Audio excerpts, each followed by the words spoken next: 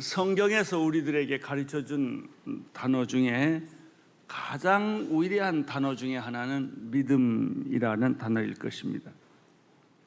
왜냐하면 인간이 하나님을 아는 방법이 믿음이기 때문에 그렇습니다.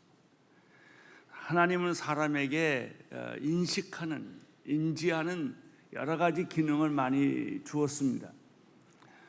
이성이라든지 지성이라든지 상식이라든지 합리성이라든지 경험이라든지 이런 것을 우리에게 주셨습니다. 우리들은 이 세상을 살아나가는데, 학문을 하는데 이 방법들을 동원합니다. 그러나 하나님은 이성이나 상식이나 믿음, 합리성이나 지성을 가지고는 인간은 잡혀도, 사물은 잡혀도 하나님은 인식할 수가 없습니다. 우리가 하나님을 인식할 수 있는 유일한 방법이 믿음입니다. 그래서 믿음을 이해하고 믿음을 갖는 일은 신앙생활하는 데 있어서 아주 결정적인 핵심 역할을 하는 것이죠. 오직 믿음만이 하나님의 옷자락을 잡을 수가 있고 하나님의 심장을 이해할 수가 있습니다. 우리가 구원을 받은 것은 어떻게 받았습니까? 믿음입니다. 에베소서 2장 8절 같이 읽어보겠습니다. 시작. 여러분은 믿음으로 인해 은혜로 구원을 받았습니다. 이것은 여러분에게서 나온 것이 아니요 하나님의 선물입니다. 하나님께서 내려주신 것이 은혜라고 말한다면 그 은혜를 받고 하나님 앞에 올라가는 것, 하나님을 향하여 손을 뻗치는 것이 믿음입니다.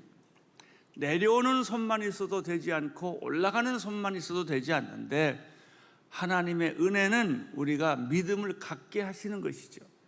왜냐하면 이 믿음을 통해서 우리는 하나님을 경험하기 때문에 그렇습니다. 하나님을 믿게 된 것도 믿음이요, 예수 그리스도를 믿게 된 것도 믿음이요, 성령도 믿음으로 받습니다. 갈라디아서에 보면 예수님께서 병을 고치실 때 공통적으로 하신 말씀이 무엇입니까? 내 믿음이 너를 구원하였느니라. 병을 고치실 때는, 예수님이 능력을 행하실 때는 반드시 이 믿음이란 단어를 써서 내가 믿음이 없다면 이런 일을 할 수가 없다 말이죠. 그러나 만약에 내가 준 은혜로 이 믿음을 내가 갖게 된다면 하나님을 경험할 뿐만 아니라 하나님이 주시는 능력도 소유할 수 있다는 것이죠. 히브리서 11장 믿음장에서 믿음은 너무나 광범위한 것이기 때문에 믿음을 설명하실 때 크게 두 가지로 나누어서 컨셉을 잡고 이해를 하셔야 됩니다. 첫째는 믿음이라고 다 믿음이 아니라는 사실입니다. 내가 믿는 믿음이 가짜일 수 있다는 것이죠. 내가 생각한 믿음, 내가 꿈꾸는 믿음, 내가 설계하고 디자인한 믿음은 진짜가 아닙니다. 다시 말하면 내 머리에서 나오거나 내 지식에서 나오거나 내 신념에서 나오거나 내 생각에서 나온 거는 내 거지 하나님 게 아니라는 거예요. 우리는 이런 믿음에 많이 속고 살아왔습니다. 요즘 시중에 유행하게 팔리는 것은 자기 개발서입니다. 현대인이 너무나 불안하고 너무나 근심 걱정이 많기 때문에 어떻게 하면 자신 있게 긍정적으로 적극적으로 살아서 인생을 개척할 것인가 라는 자기 개발서 책들이 많이 있는데 다 가짜입니다. 그건 참 믿음이 아니에요. 심리학적 믿음이에요. 자기 생각에서 나오는 믿음이에요. 사람들이 진짜 믿음과 위장된 믿음, 위조된 믿음, 가짜 믿음과 비슷하니까 굉장히 비슷합니다. 진짜 믿음과 가짜 믿음이 아주 비슷하기 때문에 속고 살든지 혼돈해서 살고 있습니다. 그러면 진짜 믿음이란 무엇입니까? 진짜 믿음이라는 것은 내 생각, 내 지식, 내 합리성에서부터, 내 신념에서부터 나온 믿음이 진짜 믿음이 아니고 하나님의 말씀으로부터 나온 게 진짜 믿음. 또 예수님으로부터 나온 예수님의 말씀으로부터 나온 믿음, 하나님으로부터 나온 믿음, 성령의 감동으로 나오는 믿음은 진짜 믿음이고 거기에는 하나님의 능력이 있어요. 그 믿음은 하나님으로부터 온 것이기 때문에. 그러나 나로부터, 나의 능력과 나의 지능으로부터 나온 믿음, 이 믿음은 아무리 그럴듯해 보여도 그것은 인간의 믿음이기 때문에 결국 아무 능력도 행사하지 못한다고 하는 사실입니다.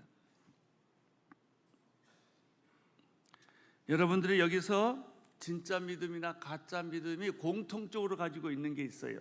긍정적 사고, 적극적 사고, 이런 것들이에요. 이거는 진짜 믿음에도 있고 가짜 믿음에도 있습니다. 그러나 여러분들이 진짜 믿음을 가지려면 가짜를 구분해야 합니다. 예수님은 말씀하셨습니다. 내가 겨자씨만한 믿음이 있다면, 지극히 작은 겨자씨와 같은 믿음이 있다면, 이 겨자씨만한 믿음이 아무리 작아도 하나님으로부터 나온 것이 있으면 기적이라는 거예요. 그러나 아무리 큰 믿음이라도 인간으로부터 나온 것은 가짜라는 거예요. 능력이 없다는 것이죠. 진짜 믿음은 하나님 말씀에서 나온 것이요, 하나님으로부터 나온 것이요, 예수님의 말씀으로 나온 것이요, 성령의 감동으로 나온 것입니다. 이게 중요한 믿음에 대한 이해입니다. 우리가 믿음을 가지려면 내가 지금 말하고 있는 믿음이, 추구하고 있는 믿음이 진짜냐 가짜냐부터 이게 구분을 해야 됩니다.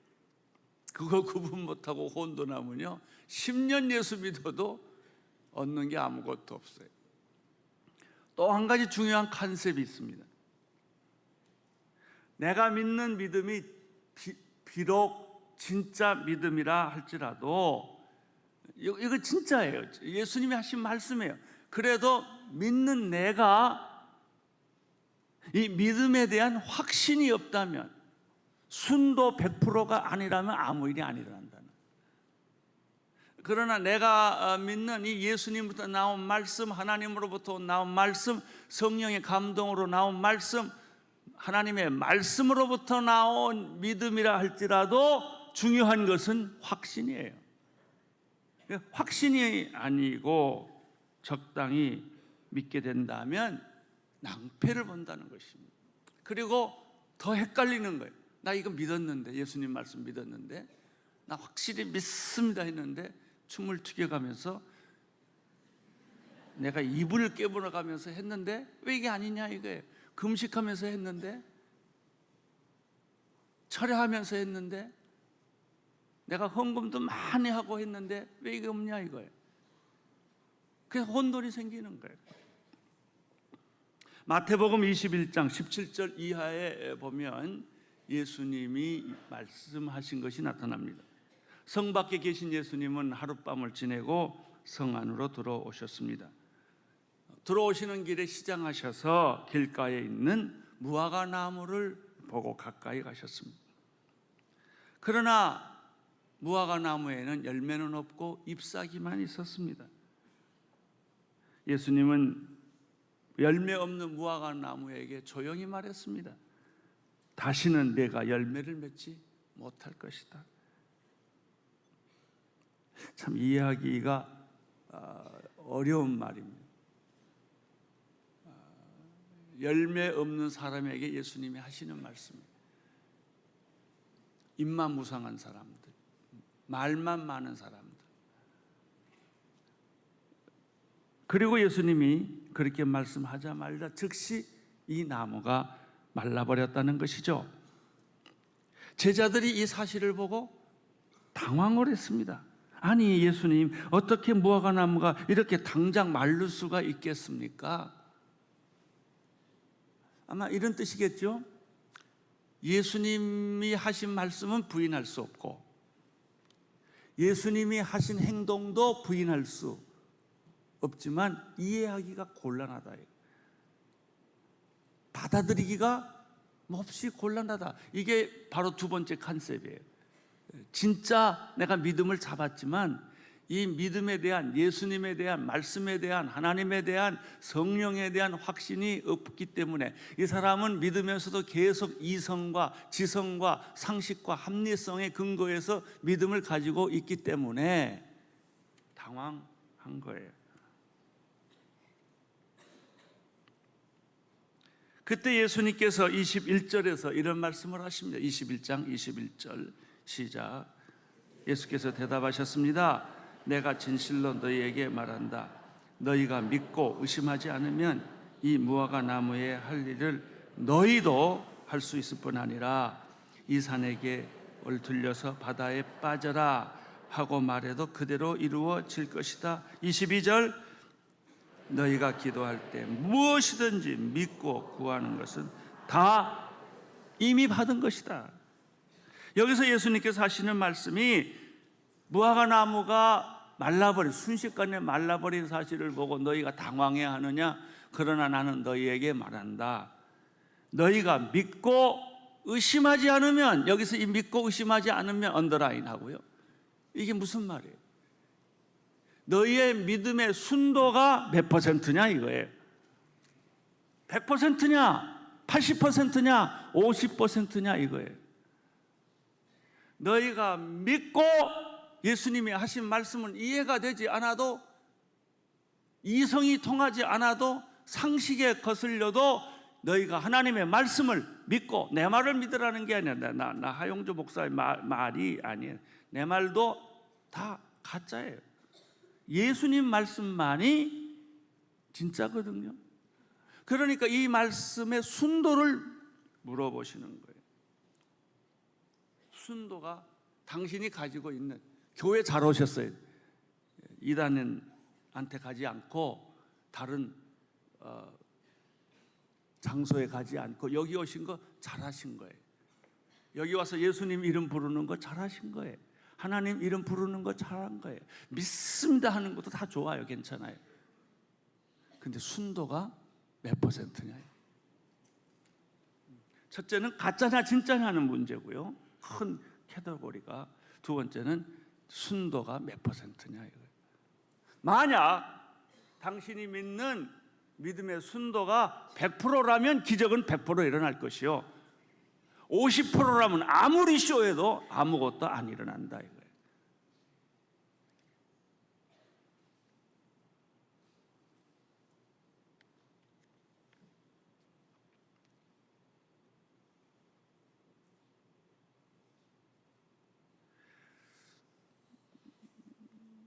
제자들은요, 지금 우리와 똑같은 형편에 있어요. 믿을 수도 없고 안 믿을 수도 없고, 의심하는 것도 아니고 못 믿는 것도 아닌데 왜 이렇게 당황스러운지. 하나님 말씀 앞에서 설교 받을 때는 너무나 좋은데, 설교 들을 때는 너무나 은혜스러운데 그 은혜스러운 말씀이 내게는 왜 당황스러운지. 여기서 우리는 우리 스스로, 우리 양심이, 성령이 우리에게 말합니다. 너는 가짜야. 진짜 믿고 있지 않아. 입으로는 믿습니다. 주여 주여 하지만 너는 진짜 안 믿고 있어 라고 하는 것이죠.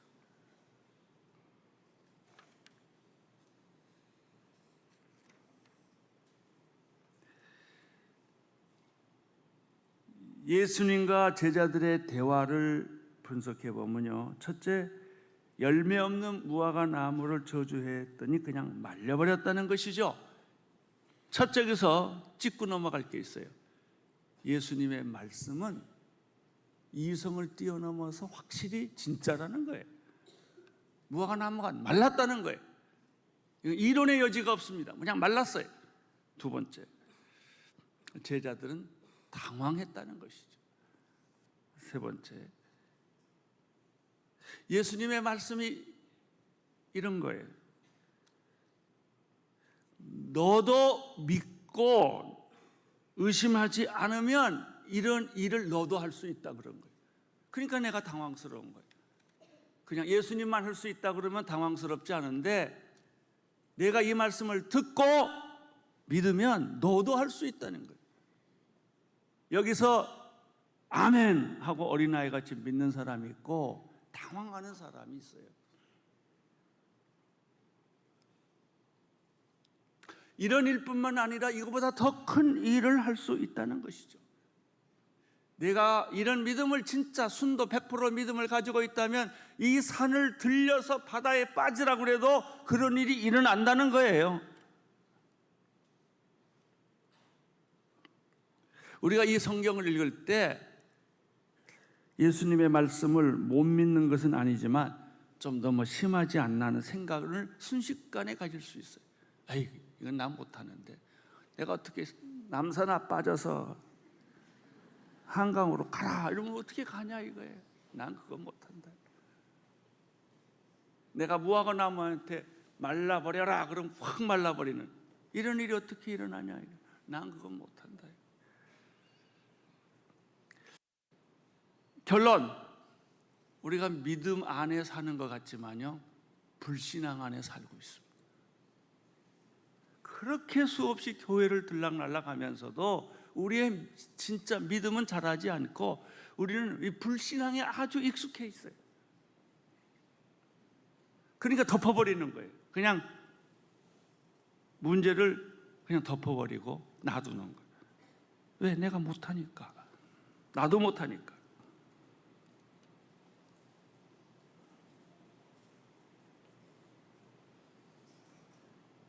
저는 최근에 말레이시아에 사시는 목사 한 분을 만났습니다. 무이라는 사람입니다. 그는 태생이 고아예요. 부모가 누군지를 몰라요. 자기가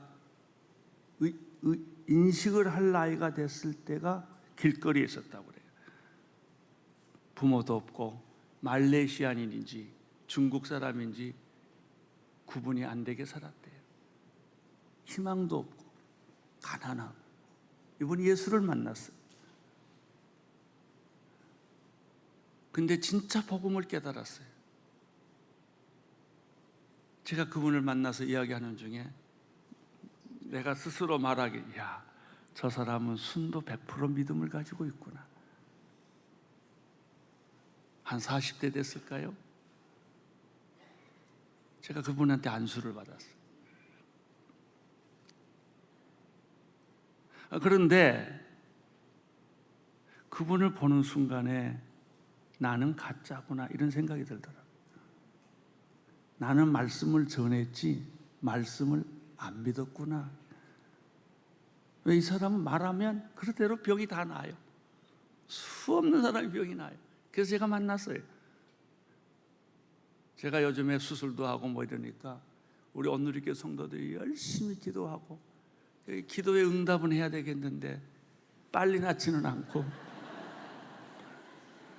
그러니까 제 나름대로 뭐 치유의 은사 있다는 사람들을 다 만나서 제가 별의별 사람한테 다 만나서 안수를 받습니다. 좀 우리 교인들의 응답 좀 해보려고. 참 나중에는 비참해요. 힘들고. 그런데 제가 그 과정에서 발견한 것이에요. 나하고 이 사람하고 차이가 뭔가.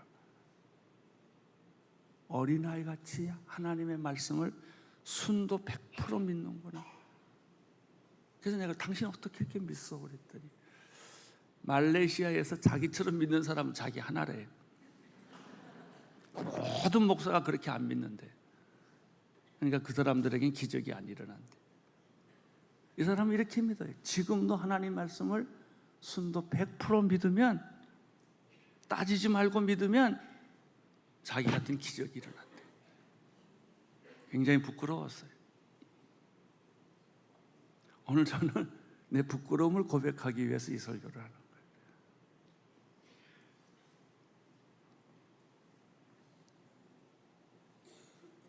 그 사람이 이렇게 말했어요. 하나님이 주신 능력이죠. 말씀 안에 있는 능력이죠. 예수님께서 하신 일을 너도 할 수 있고 이보다 더 큰 일을 할 수 있다는 사실을 저는 받아들였습니다. 믿고 그대로 합니다. 그래서 같이 이렇게 몇 번 지내보니까 아슬아슬해요. 저러다 안 나면 어떡하지?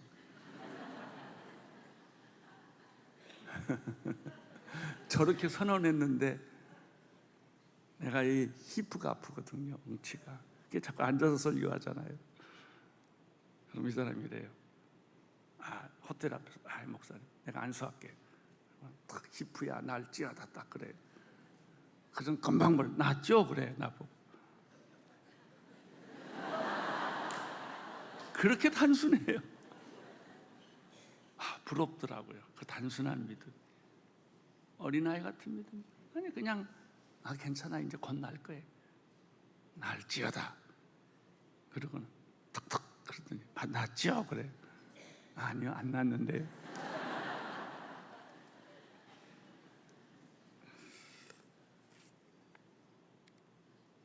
오늘 말씀은 세 가지입니다. 첫째, 믿음은 바라는 것들의 실체요 보지 못하는 것의 증거다. 이 말 자체가, 믿음의 정의를 말하는 이 자체가 얼마나 확신이 있고 분명한 메시지입니까? 믿음은 바라는 것들의 실체다. 보지 못한 것의 증거다. 나는 그렇게 생각한다가 아니에요. 확실한 고백이에요. 여러분과 내가 이 고백이 있게 되기를 축원합니다. 이 고백이 없는 거예요. 우리는 이 말 믿죠? 안 믿는 사람 어디 있어요? 근데 능력이 없어요. 믿음은 내가 바라고 구하고 희망하는 것의 실체라는 것이에요. 이 실체라는 단어를 여러 번역서에서 찾아보면 실상, 보증, 확증, 권리문서, 사실, 기초 이런 말이에요. 또 내가 보지 못하는 것의 증거다 라고 했어요. 변함없는 확신, 변함없는 믿음이에요. 여러분, 믿음의 원리는 놀라운 거예요. 한 번 안 믿으면 계속 안 믿어요. 한 번 의심하면 계속 의심해요. 그러나 여러분이 한 번 믿기 시작하면 믿음이 믿음을 낳아요. 믿음에서 믿음에 이른다는 말은 믿음이 믿음을 낳는다는 말이에요. 여러분이, 저는 그런 경험이 많아요. 기도하다가 보면 기적이 막 일어나요. 그리고 내가 놀래요. 그런데 가끔 일어나요. 이게 내 문제예요. 그러나 이 치유 은사와 신유 은사를 가진 사람들은요, 기도해서 안 나은 건 그 사람 믿음이고 나는 믿음으로 했다 이거예요. 그리고 계속해서 이 사람이 치유 선포를 하는 거예요. 그러니까 기적이 계속 일어나는 거예요. 무슨 원리입니까? 믿음은 믿음을 낳는다. 치유는 치유를 낳는다. 여러분이 하나님 말씀을 오늘만 믿고 내일 믿지 않는 것이 아니라 계속해서 변함없는 하나님의 말씀인 것을 믿고 선포하는 거예요. 오늘 우리 23주년이에요. 제가 23주년 3년 동안 말씀 선포를 계속했어요. 교회가 이렇게 성장했어요. 그러나 내가 23년 되는 금년에 생각을 다시 하는 거예요.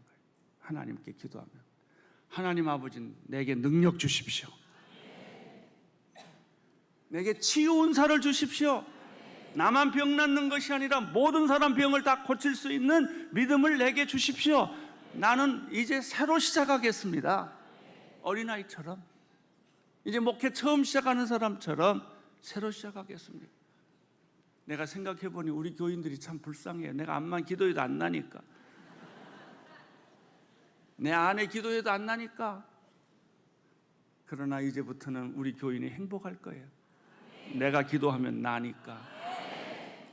그런 믿음이 내게 필요한 거예요.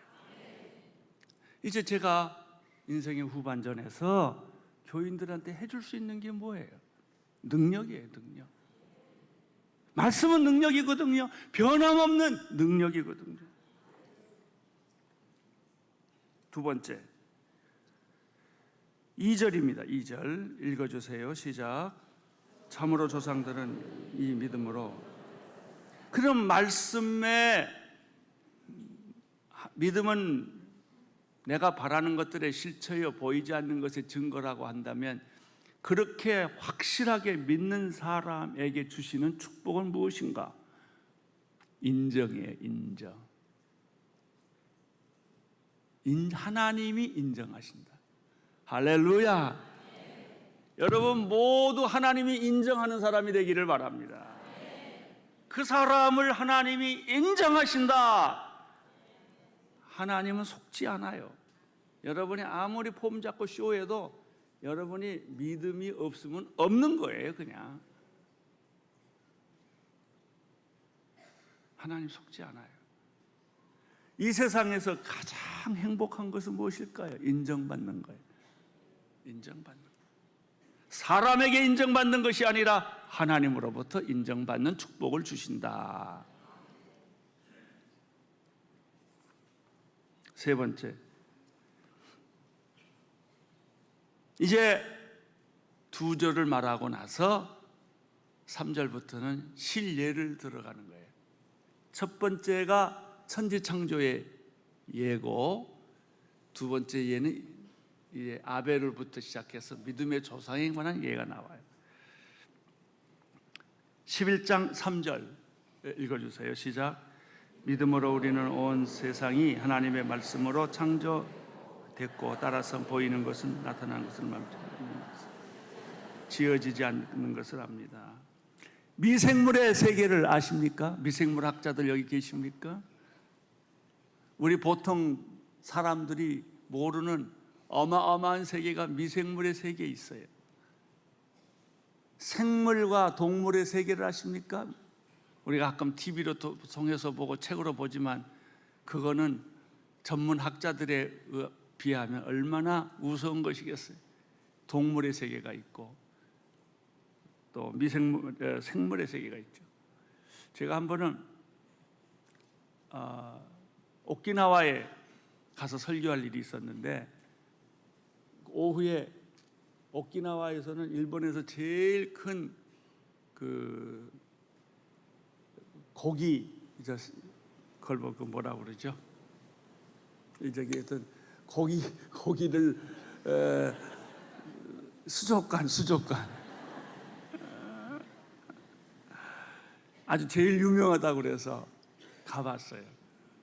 유리 한 면이 거울 아주 한 면이 아주 엄청나게 큰 유리가 있어요. 그렇게 거기 밑에 누워서 고기들이 이렇게 움직이는 걸 보는데, 나는 꽃을 보면 놀래고요, 고기들을 보면 놀래요. 하나님의 아이디어가 얼마나 무궁무진한지, 특별히 쉐입, 하나님 마음대로예요. 그냥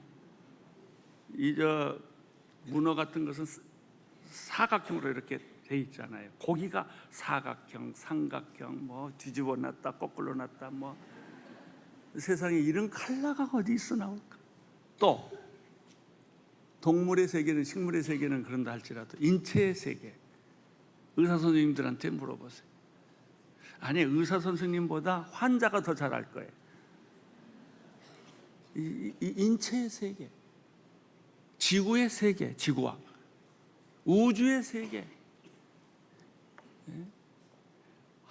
과학자들이 알고 있는 지식이라고 하는 것은 자기 세계의 100만 분의 1도 아직 발견되지 않는 것을 포함하면 100만 분의 1도 안 될 거예요. 내가 발견한 것은 퍼즐의 한 조각일 거예요. 이 어마어마한 하나님의 창조의 세계를 무엇을 알아요? 믿음이에요, 믿음. 하나님이 천지를 창조했다는 것을 믿음으로 하는 거예요. 할렐루야. 우리 하나님을 찬양합시다.